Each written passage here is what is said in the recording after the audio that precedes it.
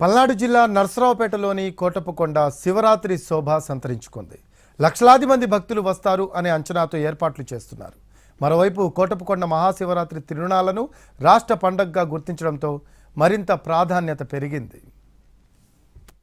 AP నుంచే కాకుండా ఇతర రాష్ట్రాల నుంచి సైతం అనేక మంది భక్తులు కోటప్పకొండ తిరునాళ్లకు తరలివస్తారు. వేసిన పంట చేతికి రావాలని రైతులు, కోరుకున్న కోరికలు నెరవేరాలని భక్తులు ఇక్కడికి తరలివస్తూ ఉంటారు. అడుగడుగునా శివనామ స్మరణతో కోటప్పకొండ ఆలయం నిత్యం మారుమ్రోగుతుంది.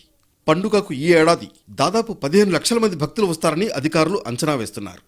భక్తులు కొండకు వచ్చిపోయే సమయంలో ఎలాంటి ట్రాఫిక్ సమస్యలు తలెత్తకుండా పోలీస్ శాఖ ప్రత్యేక ప్రణాళికలు రూపొందించింది. దాదాపు 3000 మంది పోలీస్ సిబ్బంది పండుగకు విధులు నిర్వహిస్తున్నారు. అవాంఛనీయ సంఘటనలు చోటు చేసుకోకుండా సీసీ కెమెరాలతో ప్రత్యేక నిఘా ఏర్పాటు చేశారు. కొండ దిగువ భాగాన ప్రభుత్వం ప్రత్యేక స్టాల్స్ను ఏర్పాట్లు చేస్తోంది.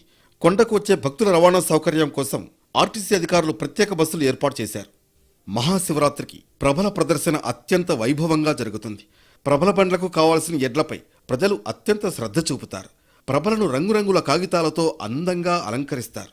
కొన్ని ప్రభలను విద్యుత్ దీపాలతో ఏర్పాటు చేస్తారు. ఈ ప్రభల ఊరేగింపులో మొక్కులు మొక్కుకుంటూ ప్రభ ముందు నడుస్తూ కోటప్పకొండకు చేరుకుంటారు.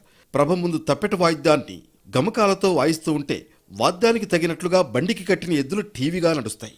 గ్రామాల గుండా ప్రయాణించేటప్పుడు గ్రామస్తులు ఎదురు వచ్చి స్త్రీలు కడవలతో వారపోయగా పురుషులు కత్తి చేతపట్టి దండకాలను చదువుతారు.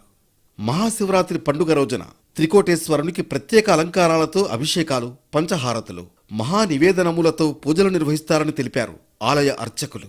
రాత్రి జరిగే తిరునాళ్లలో సాంస్కృతిక కార్యక్రమాలు, ఆటపాటలు, వినోద ప్రదర్శనలు ఉంటాయి.